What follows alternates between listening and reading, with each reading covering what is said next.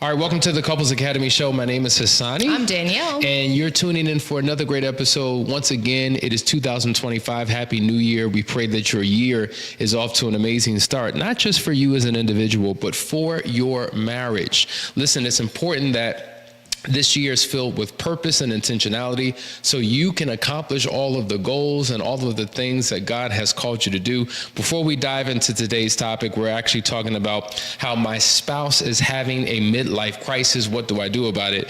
We want to make sure that you take the time to... Make sure you like, share, and subscribe. Hit that notification button. You won't miss a show if you do that, and you don't want to miss a show. And make sure you share it with all your friends and your family who are all about that kingdom marriage. Also, you need to know that once a month, okay, on the second week of every month, we have our last chance weekend. So it's never too late, especially if you haven't given it one last chance. We have one coming up January 10th through the 12th. It's still some time for you to register. And then last thing you need to know, we have a powerful webinar coming up for wives, okay, y'all? It's called the Find Your Spark webinar. I'm going to drop the link so that you can register here in the chat, but make sure that you sign up. It's on February 1st, and we're going to do all the deep digging to figure out what happened to your spark. Let's shine it up, and let's launch it into the world. So join us on February 1st. All right, we want to hear from you. If you're in a city, a state, a country, of course you are, because you're somewhere. We want to know who you are so that we can recognize you. We want to connect globally with people all over the world, because what we realize is that people are facing challenges, and regardless of age, regardless of race, regardless of religion, regardless of nationality, ethnicity, and language, there's a common thread that we can all share, and those are the challenges that we face in relationships, which speaks to why we're talking about this topic today. My spouse is having a midlife crisis. Now, infidelity is a space that we have been in for the last 15 years. And interestingly enough, it is not just being done by young people because a lot of times what happens is people blame their cheating ways on, well, I was young. You know, that was who I was in my former life. That's not who I am anymore because I'm an adult. I'm more mature. However, a good percentage of the couples that we work with are in their middle age. And by definition, middle age is anywhere in the 40s and 50s, because if the lifespan of a human being and if they're living a long life, it's 80s, 90s, then that 40s, 50-ish time period would be the halfway mark. And usually during that halfway mark, people experience all types of internal changes, not just physically in their body, but emotionally, mentally, psychologically. This is a lot that they're going through. Absolutely. I think it's interesting too, because we'll find that we're dealing with couples that there was no sign of this previously. Like they were totally caught off guard by all the changes that they're seeing in their spouse, and the only thing they can identify it with is something that happened midlife. Now, it could be a situation that took place. You know, it could be something crisis level, like a near-death experience. Oftentimes will trigger midlife crisis, right? At the middle of your life, you start to think about these things, right? What have I done? You know, have I become all the things that I hoped that I would? You know, do I have time? What is my health looking like? You know, there's so many questions that arise when it comes to a midlife crisis. And so I'm excited to go deep into this, because you might not be able to put your finger on what's going on in your relationship. Like, why suddenly are they acting different or jumping into certain hobbies that seem juvenile, maybe, right? It's like, you were doing this when you were 15, bro. Like, why are you doing this now? You know, there are certain seasons of our life where we're looking in the rearview mirror and we're looking and we're saying, hold up, I'm 50, you know, what have I done? You know, so let's jump into that. Well, first of all, I think we need to give a definition, because many times people use terms and they think they have an understanding, but they really don't. So let's dive right in. Number one, we see that the midlife crisis is a period of emotional and psychological stress that some individual experience in their middle age, typically between their 40s and 50s, and it's often categorized by a deep reflection on one's life, on one's accomplishments and future, sometimes leading to significant changes in behavior, relationships, or career. And finally, this phase is driven by the realization of aging, unfulfilled goals, or a desire for more meaning and purpose in life. And it can result in both constructive changes, but oftentimes personal turmoil. That's a comprehensive definition that really speaks to what people go through. Another way of saying that, in short, a midlife crisis is an identity crisis. Now, the unique difference between an identity crisis and midlife crisis is typically people who have an identity crisis have it much younger in life. Right. So when they're approaching their 20s, they're trying to figure themselves out. I don't know who I am. They struggle with their identity. But a midlife is just identity at a later pace in life, because you're going through this shift and change of trying to reevaluate who you are because of what you said. We're looking at the past and questioning what we've done. And so I think it's important that we dive into what is happening in the mind and the heart of a person. Remember, we all live in a world together, but there's a world that lives within us. Yes. And one of the things that I think we need to focus on is that people are really grappling with a deep feelings of dissatisfaction. And it shows up many ways. Let's unpack that a little bit. I mean, you're unpacking it. I mean, it is what it is, right? It's pretty direct, right? We get to a point in our marriages or in our lives where we're looking around and we don't like the view. It's that simple. We don't like the view, right? We have kicked a lot of things up under the rug. We have not spoken up about things that have frustrated us when it comes to our spouse or at work, whatever the case may be. And so we are unhappy. And a lot of times it is the choices that we have made, situations that we have overlooked and just not dealt with. And so we get to a point where we start saying, hold up, like, how much more time do I have to actually experience a life that is valuable to me? And it gets to the point where you're no longer considering your spouse anymore. Remember, yesterday we were talking about identity as it relates to having oneness, right? And many times you've become that one, you've moved as one, and you didn't necessarily agree. You were doing it, but you weren't really with it. And you get to an age where you find so much dissatisfaction that you decide you're gonna break the agreement and go rogue. And that's what it looks like. Yeah, this level of dissatisfaction shows up in multiple areas of a person's life. You kind of alluded to some. Number one, I'm just not happy with my job. Like this career path that I'm on, I've done it for some time, but I'm thinking about doing something different. Or maybe I'm no longer finding satisfaction on my job. I'm not performing at the level that I thought I would be. I'm not in the position that I thought I would be. I'm not making the money that I thought I would. So there's an overall dissatisfaction when it comes to my personal and professional accomplishments in life, and that's where I'm struggling the most. Maybe I'm looking at my bank account and I'm looking around at all the other people who are living life and traveling and going on vacations and living in beautiful homes and eating wherever they want, and that's just not my situation. So financially, I find myself dissatisfied with what I've been able to do. Relationally, Danielle, we're not really in a good place right now, and every time I think about the relationship, I just become just so distressed because everybody else seems to be having a good time. I'm just not satisfied with life, and I'm looking through a lens of dissatisfaction.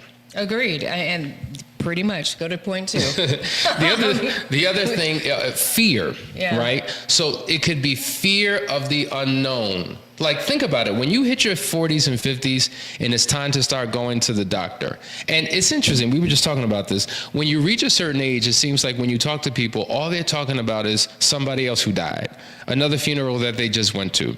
And you're not quite there yet, but people who have passed away are just a few years ahead, maybe a decade ahead. And now you fear your future. You fear the unknown. You fear going to the doctor. You're just, fear is nothing more than a negative look or expectation about a future outcome that hasn't happened yet. And I think in addition to fear, we got to add another perspective on that, because there could be a fearlessness that kicks in as well, right? I mean, because you have different types of personalities. So, you know, I could understand the fear kicking in if you wanted to accomplish a bunch of things and you didn't, and the fear of not doing it. But that also triggers fearlessness, because now you're like, what do I have to lose? It's just like there was that movie that Queen Latifah did years ago where she found out she was falsely diagnosed that she had like a certain amount of days to live. And she basically decided, well, if I got a certain amount, I'm dying anyway, I'm gonna do everything. And this chick did everything. She became fearless. That was a really good movie. That was a good movie. She became fearless because she had only a few more months to live, and she was gonna live it to the fullest. And so that is something else. And this is, I'm speaking now from personal experience working with clients whose spouses have become so rogue and their behavior so fearless that it's like mind-boggling. Like, you know, they're not even hiding their destructive behavior. Yeah. They're doing it in plain sight in front of anyone and everyone. They just stop caring, because a lot of the things that you've wanted to do, the things that have kept you in check, isn't necessarily that you have some great moral code. It's really the fear of other people's opinions. But when you start going through a midlife crisis, you start to lose some of those constraints. You start saying, I don't give a flip what people think. This is my life, and I got this life to live, and I'm unhappy, and I'm about to do what I want to do. And unfortunately, we're not considering our spouses when we're going through that either. The movie you were referring to with Queen Latifah is called The Last Holiday. It's a great movie, just as a side note. But to your point, yeah, there's a fearlessness. And that fearlessness, it's interesting because in the movie, that was in the positive context. Like, you know what? I've wasted all these years. Let me go out and enjoy my life and, you know, face new challenges and adventures. And there's a positive side to that. Oh, yeah. But to your point, there's a negative side as well. Actually, the movie was really motivating because actually she was falsely diagnosed. So eventually she found out, wait a minute, I'm not going to die? But she lived the best, whatever it was, 6 months of her life. And so it was really a motivating movie to say, do it now, like live your life now. I think what happens in midlife crisis is you start looking at the clock. You know, it's just like, all right, we're in the third inning now. Like, I got one more quarter to go. I need to get it done. Yes. And you feel like you've wasted time. And so you just start, sometimes you become reckless in your behavior and don't make the greatest decisions. I think what that speaks to is one of the areas that we can identify with somebody who's suffering from a midlife crisis, and it's a sense that time is running out. And to your point, I have less days ahead of me than what I have behind me. Yeah. So what am I going to do with my time? And in that case, a lot of times we disregard priority, responsibility, those that we're committed to, because now there's a selfishness that takes over. I'm going to get what I want to get from me. So it becomes a very me, myself, and I mentality. And so the concept that we were talking about on yesterday, we, us, ours, is now shifted to become me, myself, and I, because guess what? I got to live my life, and wherever you fall with my agenda, so be it. And I think that's the problem. And so we're talking about what the person who's struggling with the midlife crisis goes through, but let's talk about the other person in the relationship who's now subject to their partner's midlife crisis, because there's a level of uncertainty, a level of panic, possibly anxiety, that person's going through. So while they're dealing with their issue, the partner witnessing it is dealing with their issue as well. Let's talk about that, because you deal with many wives who have husbands who are suffering from this crisis. And not to say that wives don't suffer from midlife crisis. I'm sure they do. It's not gender specific. Yeah, it's definitely not. You know, I think from the spouse's point of view, you're just confused. I mean, you love this person, you know, and this person is now, who you've known all these years, is suddenly behaving like someone completely brand new. And not always is this person having an affair, but an affair could be one of the things that they step into, and it's part of the midlife crisis, right? But it's confusing because you're like, why are you doing all these things? At the end of the day, we always want to understand somebody's why. It helps us to close the loops and have some sense of peace. If I just could understand why you're doing the things that you're doing, that would help me. And that's the point of this topic, is to bring some understanding to a couple, because it is a midlife crisis and you might be going through yours in a different way. You know, we always talk about, women complain about all the phases and things that we go through.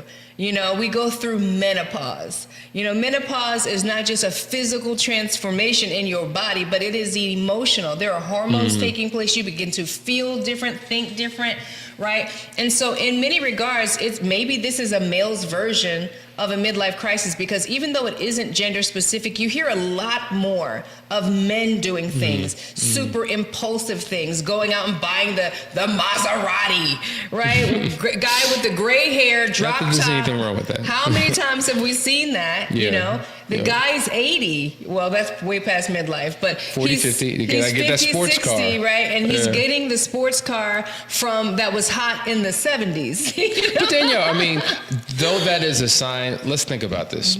A man is married and has family, right? So we've got to get the family vehicle. We've got to have the van. We've had vans since the time that we were in our 20s. That's I remember we had a big family. We had a big we family. had the vans now. Dudes would be joking on me all the time. Oh, so you coming to the thing tonight? Yeah, man, I'm gonna be there. Oh, you gonna pull up in that van? that 8-passenger, right? So they're in their nice cars and I'm pulling up in a van. It's practical. You know what I mean? So at some point when the kids get older, you're like, you know what? I need to switch things up, right? So, but to your point, when somebody's going through a midlife crisis, we do see them doing all types of things. So they're getting their sports vehicles, they're driving really fast, they're risk takers, they're spending all types of money. A person that is not impulsive, suddenly they become impulsive. You know, they're changing their job. The spouse is like, why are you quitting your job? What do you mean you don't want to do this anymore? What about retirement? This is not what I want to do. I want to mentor children. You know what I'm saying? Like, all of a sudden, the buried passions, this is the point of the sparked webinar, Find Your Spark, because wives do it too. You kick the can down the road for so long because you have to be responsible, right? You have a family to take care of. You have bills to pay. You have a wife to take care of, and you're expected to do these things. But then there were passions underneath that never were met or accomplished, and you start to digress to that in sometimes destructive ways. Well, you just really hit on a thought that came to my mind, because there was a couple years ago that came through Couples Academy, and literally the husband had a midlife crisis, and it resulted in a number of different things. Number one, he was in an affair. Okay, huge issue. It almost crippled their relationship. Number two, he decides to come home one day and says, hey, babe, just so you know, I quit my job today. And she's just like, what? You quit your job? Yeah, I quit my job. I don't need to answer to you. I'm a grown man. I can make my own decisions. So now they have 2 kids in college. They have multiple properties. They're relying on both incomes to sustain their life, and because of pressures, he decides to quit. So now the burden is on her. Not only that, he changes his faith. So he goes from being a believer, born and raised in the church, and now he's shifted into a completely different spiritual practice. That's and tough. Listen, the affair alone was bad. Right. The fact that you quit your job, that was a problem. But when you talk about the faith being shifted, because the very foundation, our couple's identity is based upon our religious tradition, because it shapes what you think. We're equally yoked. Yeah, exactly. Check. You check that box. Here come midlife crisis, and he done unchecked the box. That is something that seems almost impossible to move past. Well, unfortunately, because there was no recourse, they're not together today, right? And so these type of things can lead to a divide. Think about it. It leads to a division, which ultimately leads to divorce, right? And so this is why we're talking. This is why we have this show, to let you know. Sometimes, listen, experience isn't, let me rephrase that. Wisdom isn't just gained through your personal experience. Wisdom is gained by observing what other people have gone through, good and bad, learning those lessons and applying them to your life. So it makes me want to talk about the next thing that you see a lot of when it comes to midlife crisis, and I want to put you on the spot for this, and that is risky behavior. At some point, you start acting real risky. And I have to think about this, because I can point out that you got real risky right around 40. You started jumping out planes. You started wanting to leap off buildings. You started wanting to zip line. Were you in a midlife crisis? Because that is one of the signs. No. No. Not accepting it, rejecting it. I mean, yeah, those things are true. And, I've always been an adventurous person. I like experiences. I don't know. I mean, at some point, maybe there's certain changes that take place. But listen, let's go back to the definition. So she's trying to put me on the spot. Check this out. Let's go back to the definition. Hold on. The last sentence here, it says, it can result in both a constructive change and personal turmoil. Okay, so get me to jump off of the stratosphere in Vegas. That was constructive. That was constructive. Get me to jump off of that. Okay, because that show wasn't my idea. But some of the other like destructive behaviors, you might find that they are excessively drinking. That's true. Picking up other habits that they might start smoking cigarettes, smoking cigars, doing recreational drugs. These are things that they start doing. They never maybe did those before. You can't identify with this person under your roof. And so you get to an age where you're like, man, there's some things I haven't done. You know, I'm a grown woman and I've never tried this. And I see my friends, they've been trying it for years. Maybe I'll try it. And so there's a shift that takes place in the way that you process things. As you're coming up, you may have stayed away from certain things because they seemed unsafe, like jumping out of planes, for example, right? But then when you get to a certain age, you're like, you know what, I've not tried that. Let's give it a shot. That's a good point. Even if you have certain convictions, if you have certain patterns, behaviors daily, it's associated with your identity. And if you're going through an identity crisis, you're like, I'll pass on that and let me pursue and choose something else. So I think there's a lot of validity to it. I guess, Danielle, it's breaking routine. I guess a lot of people can go through midlife shifts and changes. It can become a crisis if it's not managed properly. Absolutely. And I think that's the thing to acknowledge, that the midlife crisis, it is a crisis. It's not going to become a crisis. It is a crisis for someone, right? Because at the end of the day, you're never going to be willing to change and shift and do the exact same things at the same time as your spouse, right? Like, it's you coming through your journey, and the things that you pushed or suppressed behind is coming to the surface now. I'm going to have my own things that'll bubble to the surface, like my 45th year concert. Now, that was me being 45. That's middle age. I've always wanted to sing. I never did accomplish that goal. I mean, I've sung here and there and everywhere. I've done some backup singing for some celebrities here and there. You know, I've done my thing. I've recorded some songs, but I never really actually fulfilled that. And so I said, bump this. I'm about to do a concert. And I invited like 50 people to my house and I did a whole concert. Okay, so the crisis, and here's the kicker, because look, we're all going to cross that bridge. Period, point blank, all good. How are you going to handle it? I remember sitting down on the floor in my closet, and maybe it was a new year, and I just started writing a list of things that I had never done, that I said I was going to do. And I'm like, why haven't I done these things? I was sitting there wrestling with myself. Why haven't I done these things? What am I waiting for? What? And I wrote out this whole list, and I'm like, I'm doing it. Locking my hair was one of them. Right? So the crisis is you being confronted with yourself. It's things that you said you wanted to do, things that you've desired to do, and some of those things are not good. Some of them are great. And that's what makes it a crisis. It's like, I'm now going to have to confront the self that I've been telling, hang on, I'll get there. Right? And for some of us, those things that you've wanted to do, that you've suppressed, are not healthy. Like wanting to step out and have an affair. There's nothing wrong with jumping out of a plane, right? Or being adventurous and doing crazy things. But there is something wrong if you start snorting cocaine.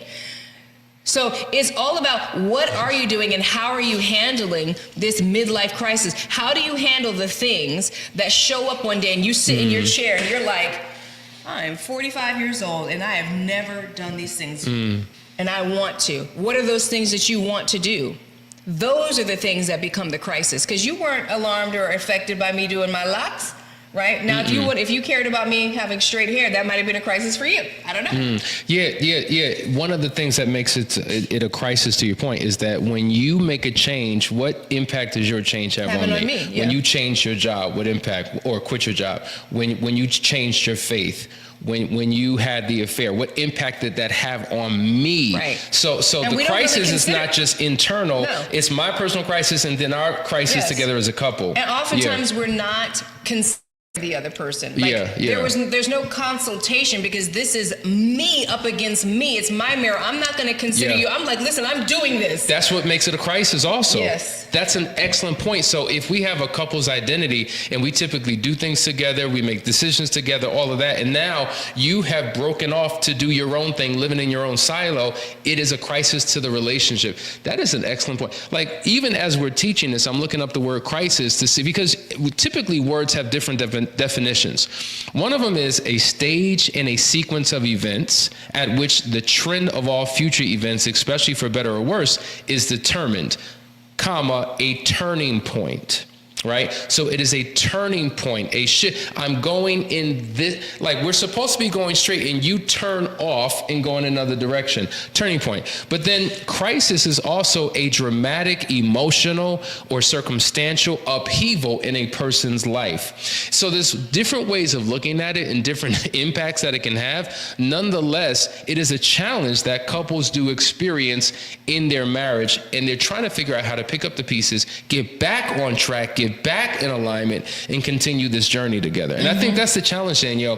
When somebody experiences that crisis, how long is it going to take? Will they ever get back on track? Will we ever be one again? Will you get over this season where you've made this turning point where now it's about the drinking and the smoking and the jumping and the cars? And I think a lot of times relationships don't last through that season, because I think it is a season. I think it's a season and you come back to your senses, especially what we've seen with people who have stepped out and had an affair during their midlife crisis. They realize, why am I acting like I'm 25? You know, they're going and getting like a 25-year-old. You know what I'm saying? They're getting tattoos. Yeah, they're getting tattoos with the 25-year-old. They're out late. They're drinking. They realize, they don't like butter pecan ice cream out here no more. They're out here trying to be 25, and so they do come back to their senses. The question is, will your relationship survive your midlife crisis? Everyone's going to go through something, but is your relationship going to survive the choices you make during your midlife crisis? And the one thing about seasons, Danielle, we know winter, summer, spring, and fall, all within a year. So you're looking at 3 months max. But these life seasons, these relational seasons, can last years. So we can prolong them, we can shortcut them, we can do all types of things. And there's a level of uncertainty, because I know at the end of the day, no matter how cold it is right now, 2 more months, just 2 more months, and we're going to get to the other side of that. I mean, people leaving and moving, going back to their home countries that are warm. Hopefully. It's too cold. It is cold out here. But personal seasons, they can last for a long time, and you don't know how long that's going to be. And so a moment seems like an eternity. It does. Also, people will step into decisions that they then have to live with, right? Because during your midlife crisis, you're doing things that may not necessarily serve your spouse. You don't know if your spouse is going to stick around for that. But now, if your spouse exits the building, exit left while you're in your midlife crisis, you're kind of stuck with your decisions, and you're going to have to deal with that. And so now something that was just supposed to be a momentary thing turns into years. For sure. Right? Listen, I know you're watching right now and you're saying, man, I think I may be in one. I think my spouse may be in one. It's caused a crisis in our relationship. We're looking for help. We don't know where to turn. Well, listen, you've tuned into the Couples Academy show. Couples Academy, we're a private practice where we work with couples collectively and individually to help you on your journey. I want you to watch this quick commercial. We'll be right back as we close out this show.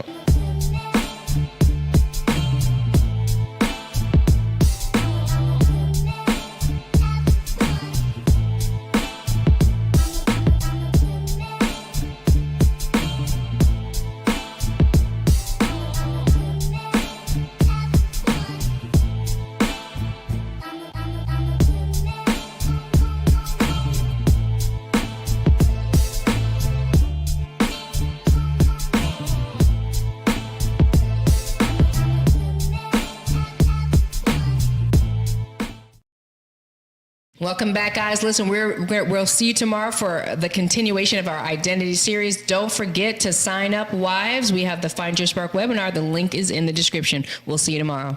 Don't forget, for the Last Chance Weekend, go to the website, click the link in the description, give us a call. We would love to assist you in your journey. But until then, see you on tomorrow.